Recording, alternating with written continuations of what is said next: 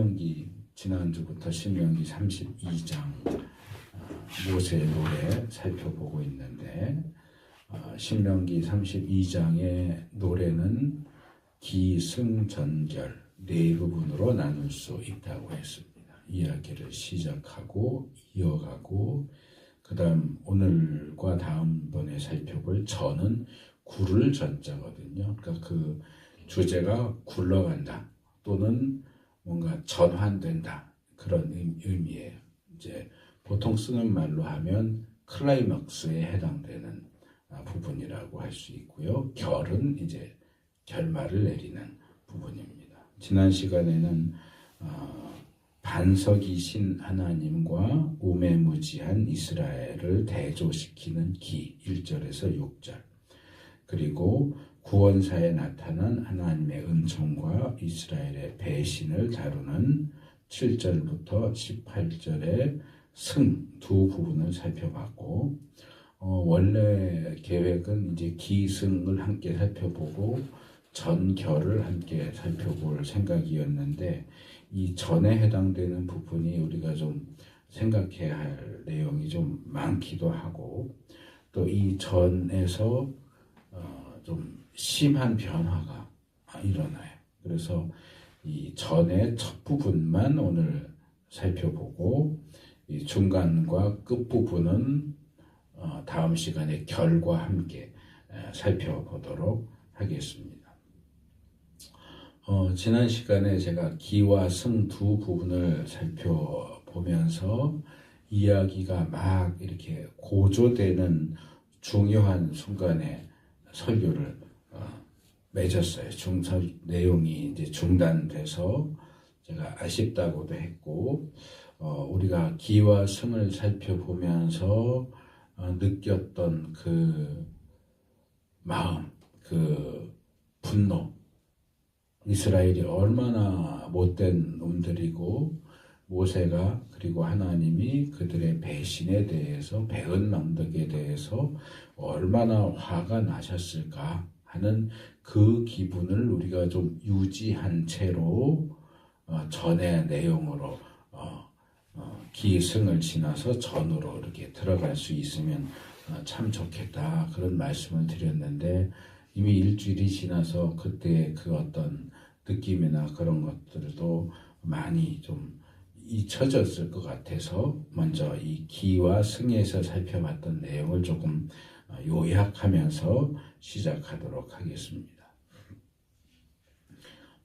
기 1절에서 6절에서는 이제 서론적으로 이 노래가 굉장히 중요한 교훈의 말씀이다 하는 내용과 하나님을 찬양하는 내용 그리고 그런 하나님을 배신하는 이스라엘이 얼마나 우매무지한 족속인가 하는 책망 이 세 가지 내용으로 되어 있다고 말씀을 드렸고 그 다음에 승에 해당되는 7절에서 18절에서는 하나님께서 이스라엘을 선택하셨고 구원하셨고 인도하셨고 그리고 약속의 땅을 주시는 것까지 선택에서 구원, 광야에서의 출애굽 구원, 광야에서의 인도 그리고 가나안 땅을 주시는 것까지 얼마나 처음부터 끝까지 하나님이 이스라엘에게 은혜를 베푸셨는가 하는 것과 그런 은혜에도 불구하고 하나님을 배신하고 우상을 섬기는 이스라엘의 그 배은망덕함을 정죄하고 규탄하는 내용이었습니다.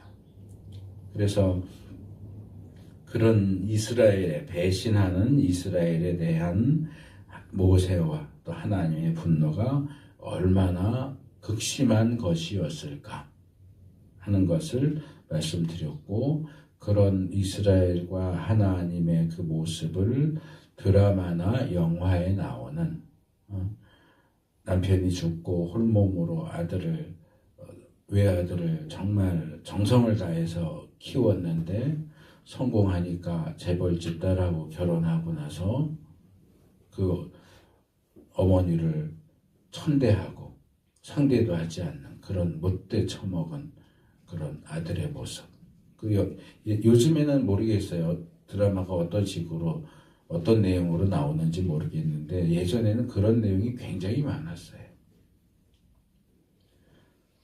그런 모습이고 그래서 제3자인 우리가 옆에서 볼 때도 너무나 화가 나고 우라통 터지는 장면인데 당사자인 모세와 그리고 하나님은 얼마나 격분하고 화가 많이 나셨겠느냐.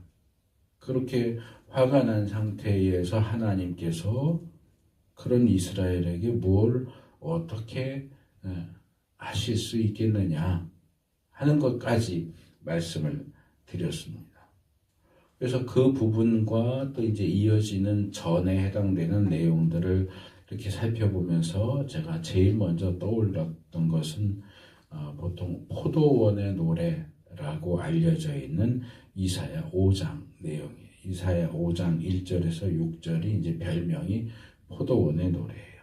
그래서 하나님께서 지금 본문은 제3자의 입장에서 모세의 입장에서 이스라엘과 하나님의 이야기를 객관적으로 제시를 하는 내용이라면 이사야 5장 1절에서 6절은 하나님이 당사자로서 이스라엘과 자신의 관계에서 어떤 일이 있었고 자신이 그런 이스라엘에 대해서 어떤 감정을 느꼈는지를 직접적으로 말씀하시는 내용이에요. 그래서 나중에라도 꼭 찾아서 읽어보시면 좋겠어요. 이사야 5장 1절에서 6절. 내가 포도원을 만들었다. 좋은 땅에 최고로 좋은 품종을 찾아서 거기에 심고 울타리를 치고 내가 그 포도원을 위해서 할 수 있는 건 다 했는데 그 좋은 극상품 포도나무가 좋은 포도를 맺는 게 아니고 들포도를 맺었다. 그렇게 배은망덕한 결과를 내놓으니 내가 이 포도원을 어떻게 해야 되겠느냐. 그렇게 직접적으로 말씀하시는 내용이에요. 본문을 이렇게 읽으면 좋겠는데 그러면 또 시간이 많이 가니까 제가 원래 이사야 본문을 넣었다가 그냥 뺐어요. 그 이사야 본문의 1절, 2절은 신명기의 이 32장의 기와 승에 해당되는 내용을 다루고 있고 중간에 나오는 3절에 5절이 이제 그런 이스라엘에 대한 하나님의 그 마음, 심경을 직접적으로 제시하는데 그 부분만 말씀을 읽어드리면 예루살렘 주민아 유다 사람들아 이제 너희는 나와 포도원 사이에서 한번 판단하여 보아라. 내가 나의 포도원을 가꾸면서 빠뜨린 것이 무엇이냐? 내가 하지 않은 일이라도 있느냐? 나는 좋은 포도가 맺기를 기다렸는데 어찌하여 들포도가 열렸느냐? 이제 내가 내 포도원에 무슨 일을 하려는지를 너희에게 말하겠다. 그러면서 그 포도원을 어떻게 처리할 것인지를 그 뒤로 이제 넘어가면 쭉 이야기가 나오는데 그 뒷이야기는 이제 여기 나오는 오늘 살펴볼 전의 앞부분하고 일치합니다. 보통 우리가 옛날 이야기나 드라마 같은 거 보면 그런 거 나오잖아요. 자식이 속을 새기면 그 엄마가 뭐라 그래? 동네 사람들 내 얘기 좀 들어달라고 그러잖아요. 동네 사람들. 지금 하나님이 너무너무 속이 상하니까 불러요. 예루살렘 주민들, 유다 사람들 좀 내 얘기 좀 들어봐. 너희들이 듣고 판단을 해봐. 포도원하고 나 사이에 이런 일이 있는데 너희들이 좀 판단을 해봐라. 누가 잘못한 거냐? 자, 그래서 19절에서 35절까지가 이제 전이에요. 하나님의 분노와 심판을 다루는 내용입니다. 그래서 이 19절에 35절의 그 전 부분을 다시 구분을 해보면 이스라엘을 향한 하나님의 분노와 심판을 다루는 내용이 아까 함께 교독했던 19절에서 25절까지 말씀이고 그 다음에 대적의 이스라엘을 대적하는 민족들의 오해와 이스라엘에 대한 심판을 경감시켜주겠다, 깎아주겠다, 줄여주겠다 하는 그 가능성을 이야기하는 26절에서 31절. 그래서 여기서 너무너무 화가 나신 하나님이 이스라엘 다 심판하겠다라고 첫째 부분에서 얘기를 했는데 둘째 단락으로 넘어가면 요거 조금 봐줘야 되나 하는 쪽으로 이야기가 확 갑자기 변해요. 그러더니 이스라엘을 대적하는 자들에 대해서 심판하겠다 하는 내용으로 32절에서 35절 마지막 부분은 갑자기 이 타점이 바뀌어요.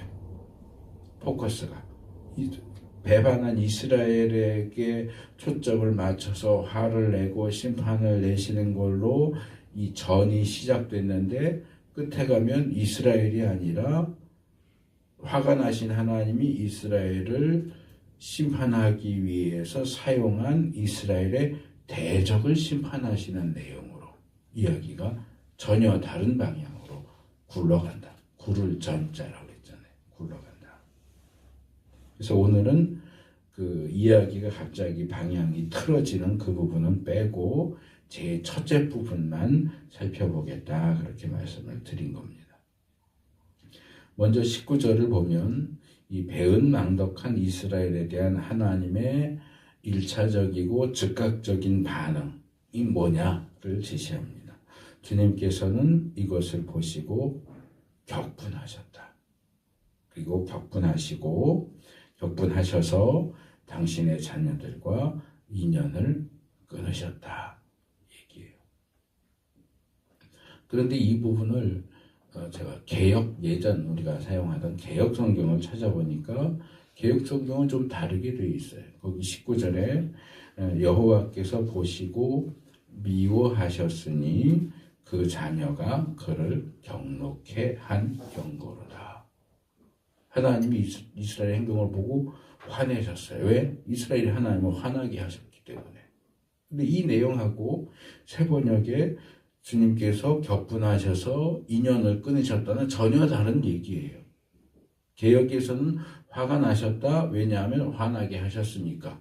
이렇게만 얘기하는데 이유, 원인과 결과를 얘기하는데 새 번역의 번역은 화가 나셨다. 화가 나신 이유는 얘기 안 하고 화가 나셔서 어떻게 하셨느냐? 인연을 끊으셨다 해서 한 걸음 더 나아간 상태를 제시하고 있어요. 번역에 있어서 너무 차이가 많이 나서 제가 히브리 원문을 살펴봤어요. 그리고 그 히브리 원문을 제가 직역을 그대로 번역을 했더니 이렇게 돼요. 그러자 하나님께서 보셨다. 하나님이 보셨다. 그리고 그의 아들들과 그의 딸들로 인한 여기 두 개의 단어가 어려워요. 괴롭힘 또는 슬픔, 분개, 진노 때문에 질색했다, 격동했다, 경멸했다, 멸시했다, 혐오했다. 이가 다 가능한 단어가 사용이 돼요. 그래서 일단은 개역이 히브리 원문에 좀 더 가깝고 이 새 번역은 좀 의역을 했다라고 말할 수 있습니다. 여기에 이제 번역이 어려운 두 개의 단어가 히브리 단어가 나오는데 첫째는 카스라는 단어예요. 이 카스라는 히브리 단어는 괴롭힘, 슬픔, 분개, 진노 이런 의미를 다 가지고 있어요. 그래서 이제 뭐 어느 나라 말이든지 마찬가지 한 단어가 하나의 뜻만 가지고 있는 게 아니라 우리 국어사전도 찾아보면 어느 단어 찾아보면 1하고 나오고 2하고 나오고 3, 4 이렇게 나오잖아요. 그 단어가 가지고 있는 뜻을 다 소개를 하는 거예요. 근데 지금 들으시면서도 뭔가 조금 정리가 안 되는 느낌일 수 있는데 왜냐하면 이 카스라는 단어가 가지고 있는 대표적인 4개의 뜻을 제가 다 읽어드렸어요. 그러면은 하나님이 이스라엘 때문에 이스라엘이 하나님을 괴롭혔다. 그래서 하나님이 이스라엘이 괴롭힘을 당했다는 얘기냐? 하나님이 이스라엘 때문에 슬퍼하셨다는 얘기냐? 아니면 이스라엘 때문에 분개하시고 진노하셨다는 얘기냐? 이 얘기가 다 달라지단 말이에요. 이게 갈래가 갈라져요. 근데 번역을 할 때는 지금 제가 소개한 것처럼 네 가지 뜻이 있다고 해서 네 가지 뜻을 다 번역할 수가 없어요. 그 중에 하나를 선택할 수밖에 없어요.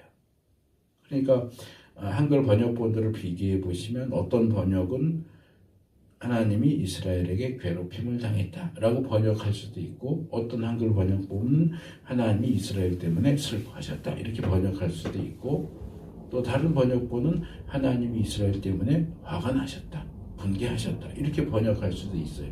이게 번역이 다 달라 보이지만 같은 단어 안에 그 뜻이 다 들어가 있기 때문에 어느 번역도 우리가 이건 틀렸네라고 말할 수가 없어요. 근데 저는 이게 괴롭힘일 수도 있고 슬픔일 수도 있고 분개일 수도 있고 다 가능성이 있다고 생각을 하기 때문에 지금 조금 혼란스러울 수 있지만 그 뜻을 다 소개를 한 거예요. 그리고 하나님이 왜 화가 나셨는지를 제시하는 게 이 나하스라는 단어라면 괴롭힘, 슬픔, 분개. 그 다음에 하나님의 반응은 나츠라는 단어예요. 나츠. 그러니까 앞에 나오는 건 카스. 이스라엘이 하나님께 어떤 나쁜 영향을 끼쳤는가를 제시하는 단어는 카스. 그래서 하나님이 이스라엘에 대해서 어떤 감정을 어떻게 하셨는가를 제시하는 건 나하스. 발음도 좀 비슷해요. 카스, 나하스. 이 나하스라는 단어는 그래서 이건 더 많아요. 개수가 질색, 격동, 경멸, 멸시, 혐오. 근데 비슷한 것끼리 묶으면 질색했다. 하나님이 이스라엘이라고 하면 질색을 하셨다. 또는 하나님이 이스라엘만 보면 격동돼. 화가 막 불같이 일어나. 이스라엘만 보면 화가 막 나요. 그 다음에 경멸, 멸시, 혐오는 비슷하죠. 이스라엘 보면 막 구역질이 날 정도로 아예 상대도 하고 싶지 않은 상태.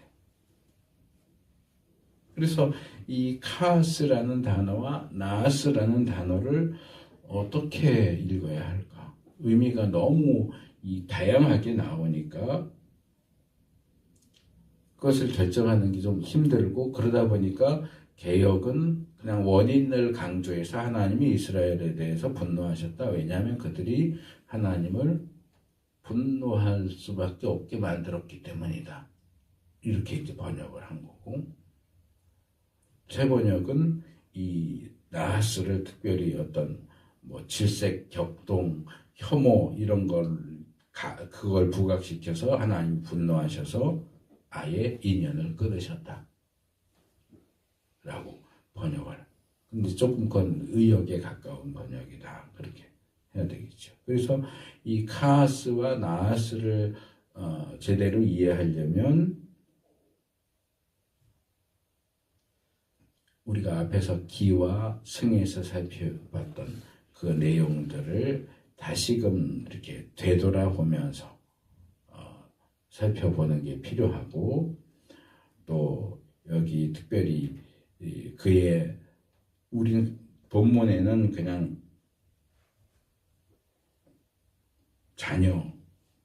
자녀라고 되어 있지만 히브리 표현은 자녀라는 표현이 없고요. 그냥 아들들, 딸들 그렇게 각각 항상 그렇게 각각 표현해요. 뒤에 소유격을 붙여서 그의 아들들과 그의 딸들 이렇게 되어 있어요. 근데 우리 한문 문화권에서는 언어권에서는 그냥 자녀 이렇게 묶으면 그냥 되잖아요. 그러니까 자녀들 이렇게 있지만 히브리어에서는 자녀들이라는 표현이 없어요. 그의 아들들과 그의 딸들. 그래서 이스라엘을 지금 하나님 너무너무 화가 나신 상황인데도 이스라엘을 아들들과 딸들이라고 부르고 있다 하는 것도 좀 더 생각을 할 필요가 있을 것 같아요. 그래서 조금 내용이 어려워졌다라는 생각이 들지만 조금 더 쉽게 풀어서 말씀을 드리자면, 자, 기에서부터 생각을 해봐요. 기승. 하나님께서는 특별한 사랑으로 이스라엘을 선택하셨고, 선택하신 그들을 정말 각별하게 돌보셨어요. 구원하셨고, 인도하셨고, 약속의 땅을 주셨고, 그들이 거기서 풍요로운 삶을 살 수 있게 하셨어요. 그런데도 불구하고 이스라엘은 하나님을 배신하고 등을 돌렸습니다. 그런 이스라엘에 대해서 하나님이 경노하고 미워하셨다. 개역은 경노하고 미워하셨다 라고 했고, 세번역은 격분해서 인연을 끊었다 라고 얘기를 해요. 강조점이 살짝 다르기는 하지만 저는 어느 쪽으로 읽어도 크게 상관은 없다고 생각을 해요. 다 그 카아스와 나아스가 포함하고 있는 의미를 어느 쪽을 강조하고 부각시켰느냐의 차이일 뿐이지 의미에 있어서는 크게 잘못된 번역이라고 생각이 되지 않아요. 저는 개인적으로 이 배은망덕한 이스라엘에 대한 모세나 하나님의 심경을 생각할 때는 세번역 쪽이 더 마음에 들어요. 내가 하나님이라면, 내가 모세라면 그냥 경노하고 미워했다보다는 격분해서 차라리 인연을 끊었다. 호적에서 너 나랑 더 이상 관계없어. 그랬을 것 같아요. 그런데도 불구하고 그렇게 뒤통수를 치고 배신한 이스라엘을 여전히 그의 아들들, 그의 딸들이라고 부른다는 거죠. 저는 이게 참 놀라운 일이다라고 생각을 해요. 물론 이 표현이 꼭 긍정적이라고만 생각하기는 어려워요. 내가 화가 났지만 그래도 너는 내 아들이고 내 딸이야 라는 의미로만 읽을 수 있는 건 아니고, 시편인가 그런 말씀이 있어요.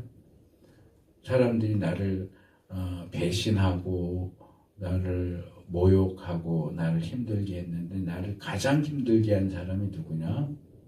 그거 바로 너다. 내 가장 친한 친구. 가장 친한 가족이 나한테 그렇게 했다. 라는 식으로 이야기하는 부분이 나와요. 그러니까 이거지. 이걸 긍정적으로 보면 그렇게 화가 났어도 아들과 딸이라는 관계는 여전히 유지하고 있다라고 좋게 볼 수도 있지만, 이걸 나쁜 의미에서 보면 네가 내 아들이고 네가 내 딸인데 어떻게 부모인 나한테 이럴 수 있어? 그 얘기죠. 그럴 때 아들들, 딸들은 좋은 의미로 보기 어려워요. 네가 그러고서는 무슨 내 아들이고 내 딸이야. 네가 무슨 내 자식이야. 우리 어렸을 때는 주위에서나 드라마에서나 그런 내용 많이 나왔어요. 호적에서 이러는 거. 요즘은 어떤지 모르겠는데. 너 더 이상 내 자식 아니야. 너 호적에서 빼버릴 거야. 인연을 끊으셨다가 그거잖아요. 인연을 끊었다.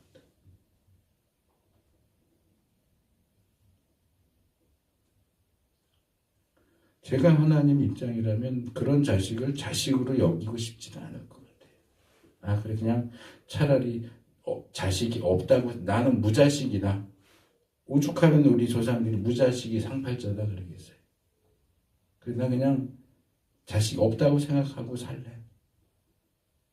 근데 너하고 나하고 남이야. 이런 이스라엘과 하나님 사이의 애증 관계를 전제하고서 이 카하스, 이스라엘이 하나님께 어떤 부정적인 영향을 끼쳤느냐. 괴롭힘일 수도 있고 슬픔일 수도 있고 분개일 수도 있고, 그리고 나아스, 그래서 하나님이 그들을 어떻게 대하게 되셨느냐를 짐작해야 되겠죠. 이스라엘의 배신 행위는 하나님께 괴롭힘과 슬픔과 분개 가운데 어떤 것으로 다가갔을까? 그것이 이스라엘의 행동이 하나님을 괴롭게 했을까? 슬프게 했을까? 분개하게 했을까?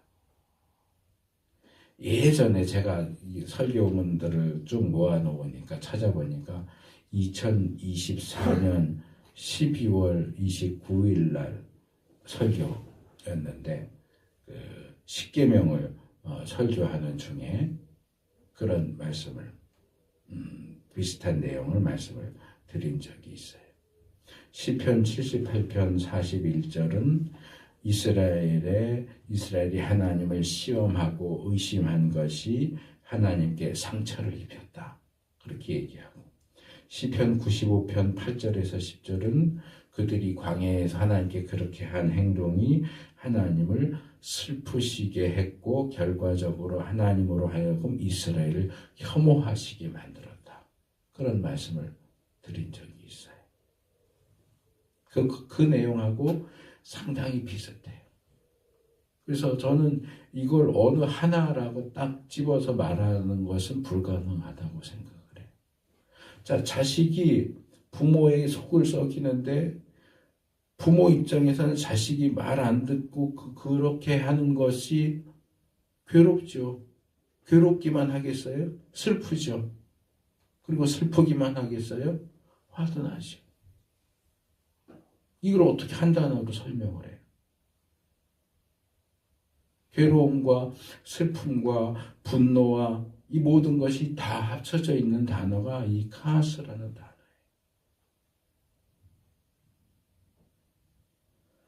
그리고 이건 나츠라는 단어도 마찬가지예요. 그런 이스라엘 배은망덕한 자식에게 질색했다, 격동했다, 경멸했다, 혐오했다. 다 가능하다고 생각을 해요.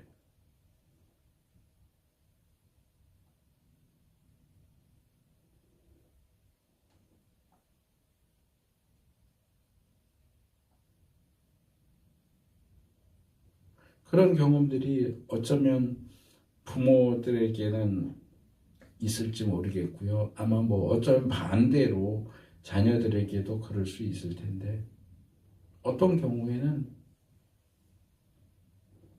얼굴만 봐도 막 심장이 벌렁벌렁 해갖고 얼굴 보세요. 목소리만 들었는데도 이렇게 혈압이 쫙 올라와요. 쓰러질 것 같아요.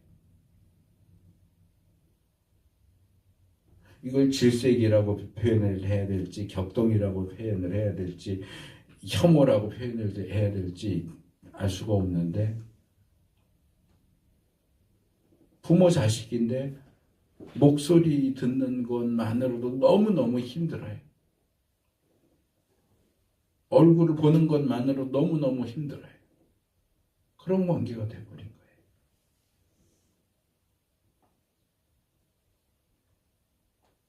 그래서 저는 객관적으로 보면 이 19절 말씀에 개역 성경의 번역이 더 히브리 원문에 가깝다고 보지만 주관적으로 보면 그러니까 객관적이고 어떤 지성적인 측면에서는 개역이 더 옳지만 주관적이고 감정적인 측면에서 보면 세번역 쪽에 오히려 저는 더 한 표를 주고 싶어요. 제가 이 앞에 이 모세의 노래에 대해서 다루는 31장 16절에서 22절을 설명하는 중에 이 거역하는 패역한 자식과 그로 인해서 극도로 화가 난 부모 사이의 관계를 이야기하면서 그런 정말 너무나 나빠진 그 관계가 그렇게 된 근원적인 문제를 해결해서 관계가 회복되기는커녕 그 사이가 점점점 더 멀어지고 극단적으로 벌어져서 파국을 맞이하게 되는 듯한 모습을 보게 된다. 과연 이스라엘과 하나님 사이의 그 관계가 회복될 수 있을지 짐작이 되지 않는다. 그런 말씀을 드린 적이 있어요.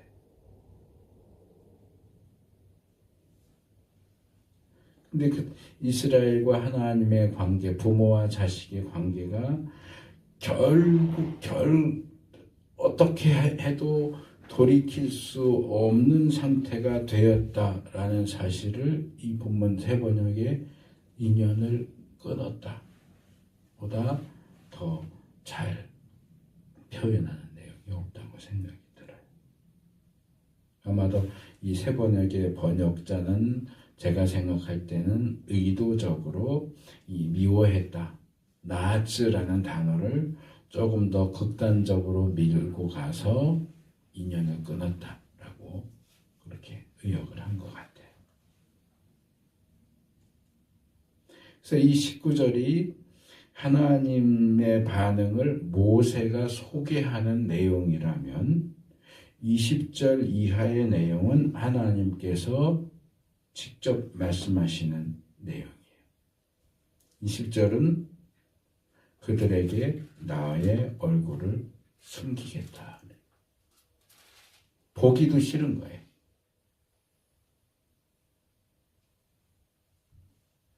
이 부분은 31장 17절과 18절에도 각각 한 번씩 두 번 얼굴을 숨긴다라는 표현. 한 번은 그냥 숨긴다 그랬고 뒤에서는 반드시 숨긴다 그랬다. 그 제가 지적해서 말씀을 드린 적이 있습니다. 이게 특별히 구약에서 하나님께서 이스라엘에게 얼굴을 비춘다, 얼굴을 보인다 또는 빛을 비춘다 하는 이 표현은 일반적으로 은혜를 내리신다, 복을 내리신다 그런 뜻으로 사용이 돼요. 민수기 6장 5절이나 시편 4편 6절, 31편 16절, 또 67편 1절, 80편 3절 이런 구절들을 보면 하나님이 은혜와 복을 내리기 위해서 자신을 나타내 보이는 것을 얼굴 또는 얼굴 빛을 비춘다 그렇게 사용을 합니다. 그런데 여기서는 그런 의미가 아니에요. 얼굴을 숨기시는데 얼굴 숨기시고 뭘 하세요? 그들이 마침내는 어떻게 되는지 두고 보겠다. 얼굴을 직접 대면하지는 않아요. 그런데 하나님이 외면하신 이스라엘이 결국 어떻게 되는지는 지켜보신다는 거예요. 하나님이 얼굴을 숨기시면 하나님과의 관계가 끊어진 이스라엘이 결국 어떻게 될 것인가. 그러면서 이스라엘을 그들은 타락한 세대, 진실이라고는 털끝만큼도 없는 자들이다. 그거는 망할 수밖에 없다는 거죠. 이스라엘이 부정적인 결말을 맞이할 수밖에 없다는 것을 암시합니다. 그래서 21절에서는 하나님께서 이스라엘을 타락한 세대의 진실이라고는 털끝만큼도 없는 자들이라고 말씀하시는 이유를 아주 적나라하게 그리고 격렬하게 지적합니다. 우상을 섬겨서 나를 격분시켰고 신이 아닌 것들을 신이라고 섬겨서 나의 질투에 불을 붙였다. 이 31장에도 비슷한 내용이 나왔습니다. 그래서 이어지는 내용이 그러니 너희들이 그렇게 했으니까 너희가 나를 격분시켰고 나에게 질투를 유발시켰으니까 그러니 이제 나도 내 백성이 아닌 딴 백성을 내 백성으로 삼아서 그들의 질투심에 불을 붙이고 어리석은 민족을 내 민족으로 만들어서 그들을 격분시키겠다. 이 말씀을 하나님이 얼마나 격분하셨는지를, 얼마나 화가 나셨는지를 보여줍니다.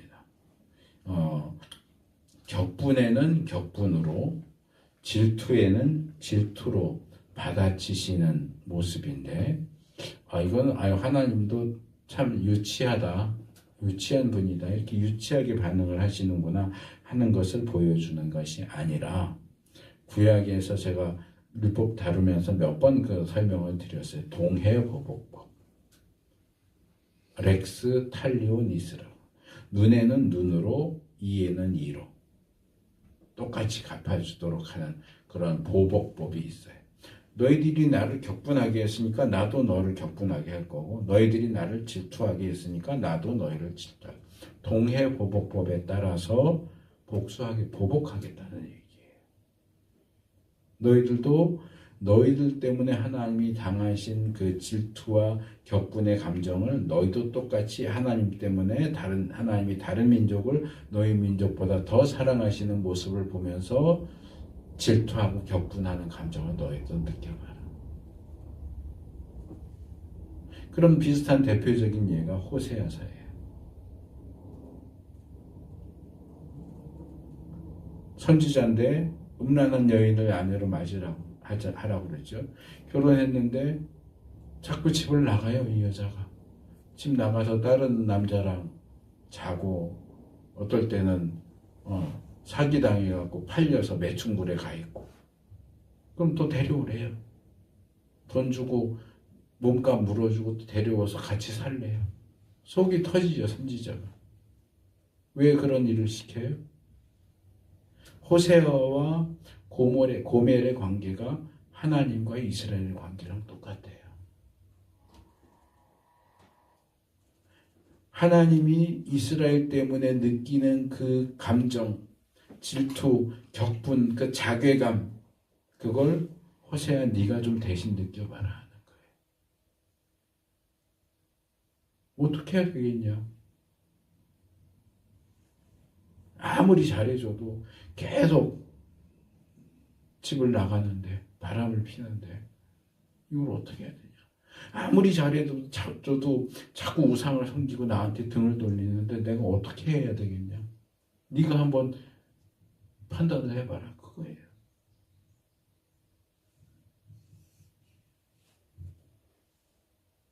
참 22절에서 25절로 넘어가면 하나님의 감정과 표현이 더 격렬해집니다. 나의 분노에서 나오는 불꽃이 저 아래 스올은 죽음의 세계예요. 지옥이라고 말할 수 있겠죠. 이 지옥불처럼 타들어가며 땅 위에 있는 모든 것들을 삼켜버리고 맷뿌리까지 살라버릴 것이다. 마치 화산이 폭발하고 마그마, 용암이 나와서 지상에 있는 걸 다 불태우는 것처럼 그렇게 하나님의 분노가 내가 온갖 재앙을 그들에게 퍼붓고 나의 화살을 모두 내가 갖고 있는 무기를 다 써서라도 너희를 다 없애버릴 거예요. 그들에게 쏘겠다. 그들을 굶겨서 죽이고 불같은 더위와 열병으로 죽이고 짐승이 이빨에 찢겨서 먹히게 하고 티끌 속을 기어다니는 독사의 독을 그들에게 보내겠다. 바깥에서는 칼에 맞아 죽고 방 안에서는 놀라서 죽으니 총각 처남, 남자 여자, 젖먹이와 어린아이와 나이 많은 사람 모두가 다 같은 꼴을 당할 것이다.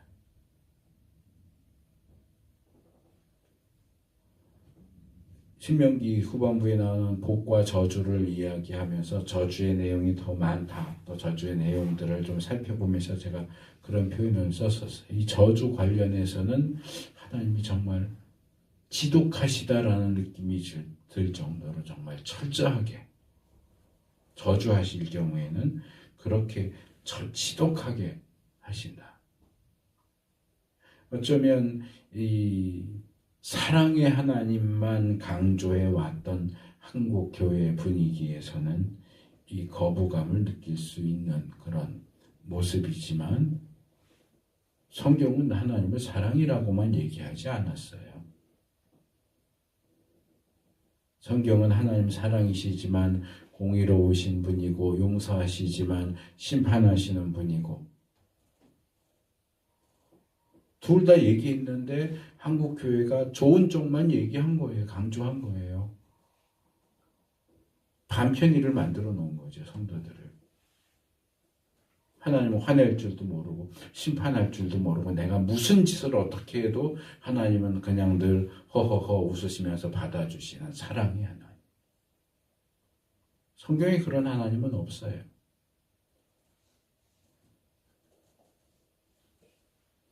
하나님은 사랑인 동시에 공의로운 분이시고 용서하는 분이신 동시에 철저하게 심판하시는 분이시고 온유한 분이시면서도 거룩을 칼같이 요구하시는 분이에요.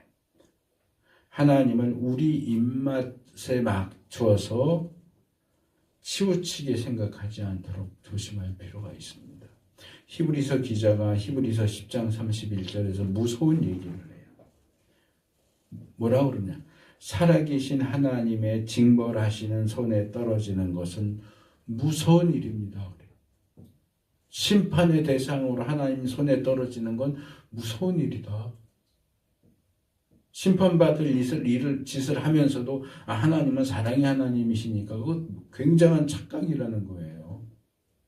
심판받을 짓을 하면 하나님의 심판의 대상으로 하나님 손에 떨어져요. 근데 하나님은 심판하실 때는 어떻게 하신다고요?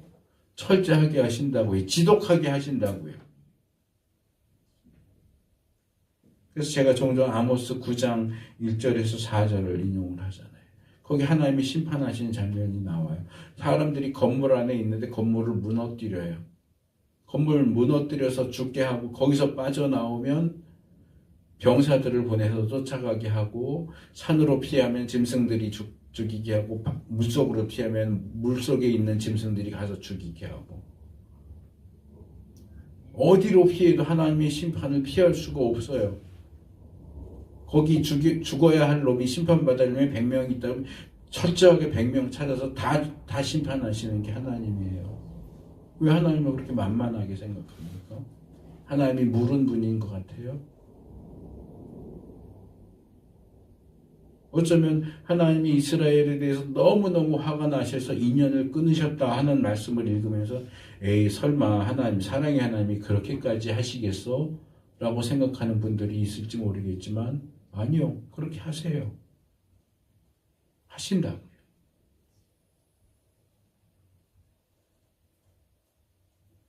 예수님도 뭐라고 그러세요? 마태복음 10장 28절에서 몸은 죽일지라도 영혼은 죽이지 못하는 일을 두려워하지 말고 영혼도 몸도 둘 다 지옥에 던져서 멸망시킬 수 있는 분을 두려워해라. 하나님을 두려워해라.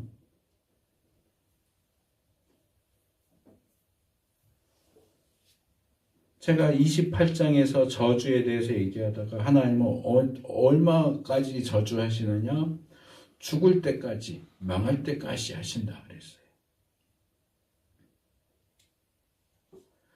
박영선 목사님이 그런 예를 책에서 쓰신 제가 대학 때 읽은 내용인데, 자, 부모가 자식이 잘못해서 매를 때립니다. 정말 심각한 잘못, 마약을 했든지 너무 심각한 잘못을 해서 이걸 고치려는 생각에 자식을 막 때려요.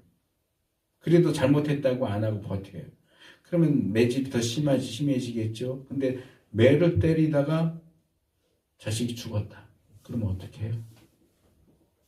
그걸로 끝이에요. 인간 부모는. 근데 하나님 어떻게 해요? 매를 때렸는데 매 맞다가 죽었어요.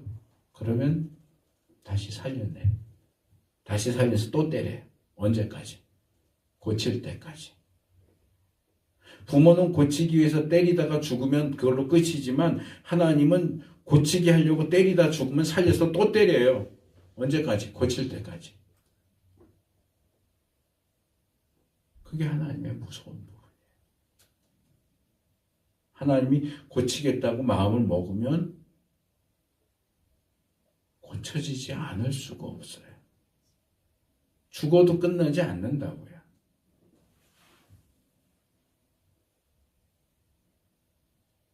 자, 오늘 배은망덕한 이스라엘에 대해서 격분하신 하나님, 그 하나님이 어떻게 심판하시는가를 말씀을 드렸습니다. 사랑의 하나님을 주로 가르쳐왔던 한국교회의 가르침이 한쪽으로 치우쳐 있다. 성경은 사랑의 하나님만이 아니라 심판하시는 하나님, 격분하시는 하나님, 지독하게 끈질기게 철저하게 질책하시는 하나님도 함께 이야기한다. 우리가 하나님과 관련해서 사용하는 대표적인 단어 중에 하나가 경외예요. 경외는 한자로 공경한다 할 때 경과 두려워한다라고 할 때 외자를 합쳐서 경외라고, 하나님을 공경하면서도 두려워할 줄 알아야 된다라는 뜻으로 경외라는 표현을 쓰지만, 이 경외라는 표현은 히브리어 야레를 번역한 거예요. 그런데 히브리 단어 야레에는 공경한다는 뜻이 없어요. 야레는 두렵다, 무섭다, 공포스럽다 그런 뜻이에요. 그런데 이게 번역을 하면서 공경한다는 뜻이 덧붙여졌어요. 근데 성경은 원래 인간이 하나님을 야레해야 한다라고 할 때는 경은 없고요, 공만 있어요.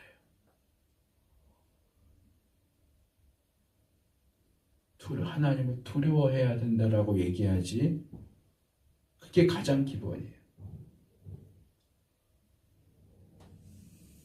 그래서 구약을 놓고 보면, 히브리어로 보면 구약에는 종교라는 단어가 없어요. 히브리어에 종교라는 단어 대신 사용되는 단어가 이 야레예요. 우리가 하나님을 믿는다는 건 뭐냐? 하나님을 두려워하는 거예요. 그게 구약이 가르치는 신앙이고 종교예요. 근데 요즘 누가 하나님에 대한 두려움을 가르쳐요? 사랑만 얘기하잖아요. 사랑, 용서, 위로, 치유. 네가 무슨 짓을 해도 다 받아주시는 하나님. 아니요, 그렇지 않아요. 죄 지으면 심판하세요. 배신하면 화내세요.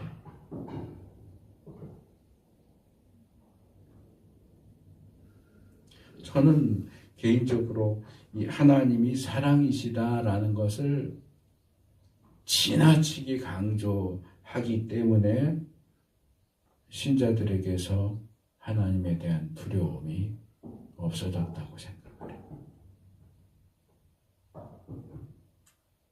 우리는 하나님에 대한 두려움을 회복해야 돼요. 하나님 무서운 줄을 알아야 돼요. 사랑이시기도 하지만, 우리가 하나님을 사랑하기도 해야 되지만 하나님을 무서워할 줄도 알아야 돼요. 그 두려우신 하나님 앞에서 올바른 자세와 태도와 행동을 할 수 있는 우리 모두가 될 수 있게